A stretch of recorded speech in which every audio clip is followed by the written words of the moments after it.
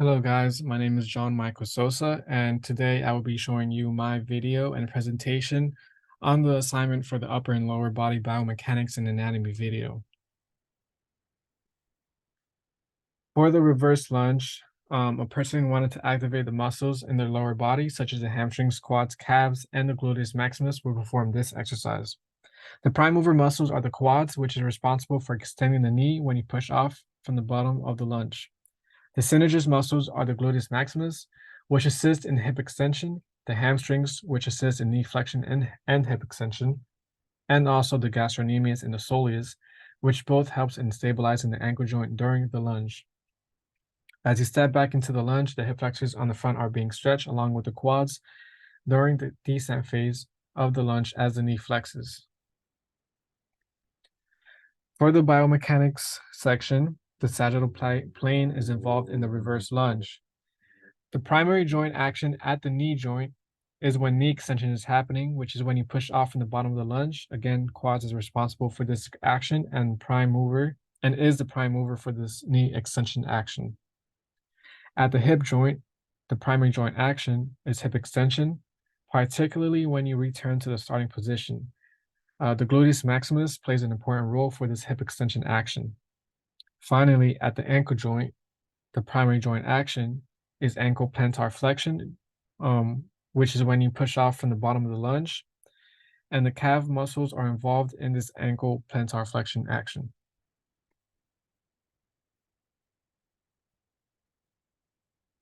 Now for the lateral lunge, a person wanting to activate the lower bodies of the muscles, the lower muscles of the body, would be such as the adductor magnus, the longus, and the brevis, along with the glutes and the quads, will perform this exercise, which is the lateral lunge. The prime mover is the adductor magnus, longus, and brevis, which is the inner thigh muscles, and they are responsible for the adduction of the hip. The synergist muscles are the quads, which are involved in knee extension, the gluteus medius and minimus, which is involved in hip adduction, and the hamstrings, which helps with balancing the body. The muscles that are being stretched are the inner thigh adductors. Whenever you perform the lateral lunge, the leg that is moving away from the midline is being stretched. The primary joint action in the lateral lunge is hip adduction. The inner thigh adductors are responsible for this action. For the biomechanics section, the frontal plane is involved in the lateral lunge. The primary joint action in the hip joint is hip adduction once again, and is performed by the adductor muscles, which is the movement of the thigh away from the midline of the body. The primary joint action in the knee joint is knee flexion and extension, and the quads helps in maintaining this knee stability. Finally, the primary joint action in the ankle joint is dorsiflexion and plantar flexion, which also helps with the balance and stability during this exercise. Moving on with dumbbell flies. A person who wanted to activate the muscles of the chest, such as the pectoralis major, would perform this exercise. The prime mover is the pectoralis major and is responsible for the adduction of the arms across the chest.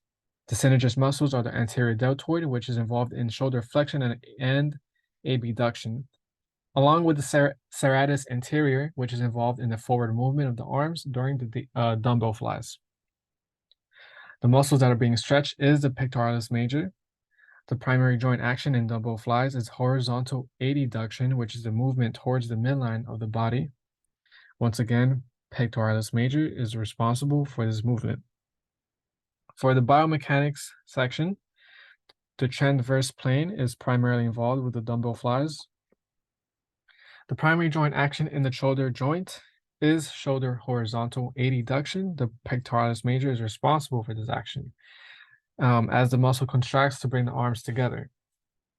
The primary joint action in the elbow joint is elbow flexion, which helps provide stability.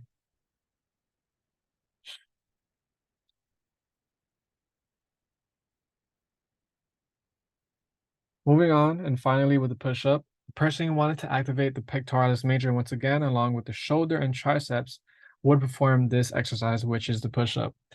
The prime mover is the pectoralis major, and it is responsible for shoulder horizontal adduction.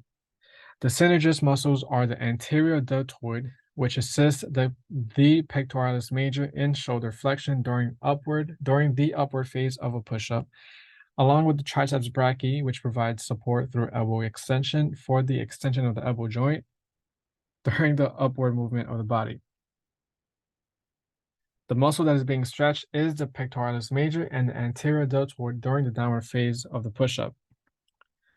For the biomechanics section, the sagittal plane is involved with the push-ups. The primary joint action in the shoulder joint is shoulder flexion and extension, which is during the upward phase of the push-up. The shoulder will flex to push your body up, and they will extend as you lower your body towards the floor. The primary joint action in the elbow joint is flexion and extension during a push-up as well.